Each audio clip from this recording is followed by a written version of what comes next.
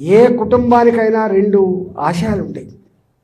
ఒకటో ఆశయం ఏముంటుందంటే, నేను చనిపోతే అనాథ శవంగా రోడ్ల మీద ఉండద్దని, నాకు ఒక ఇల్లు ఉండాలి, నాకు ఇల్లు ఉండాలనేటువంటిది ఉంటుంది. ఎవరికైనా మొట్టమొదటి సెంటిమెంట్ అది. తదుపరి ఒక మంచి ఉద్యోగం ఉండాలి అని ఉంటుంది, టెన్షన్ లేకుండా బతకాలి ఉంటుంది.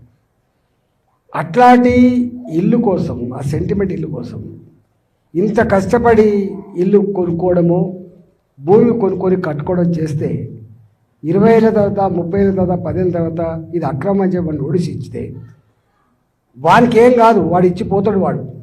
కానీ ఇంతకుముందు ఆయన చెప్పినట్టుగా 3 రోజులు అవుతుంది మేము కంటి మీద కొనుక్కులేదు, భయంగా బతుకుతున్నాం. కొంతమందికి ఇలా బీపీలు ఉంటాయి, షుగర్లు ఉంటాయి, మా ఆరోగ్యాలు ఖరాబ్ అవుతాయని చెప్తుండు. ఈ విషయం ఆ మెదడు లేనివాడికి అర్థం కాదు, వానికి అర్థం కాదు వానికి, ఎందుకంటే వాడు మనిషి కాదు కాబట్టి, వాడిని ఏం పోదు కాబట్టి.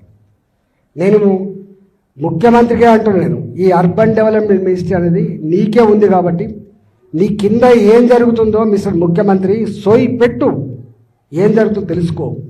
రెవెన్యూ మంత్రి గారు కూడా అంటున్నా, నీ కింద నీ కలెక్టర్లు, నీ ఆర్డీఓలు, నీ ఎంఆర్ఓలు ఏం చేస్తున్నా ఒకసారి ఆలోచన చేయి.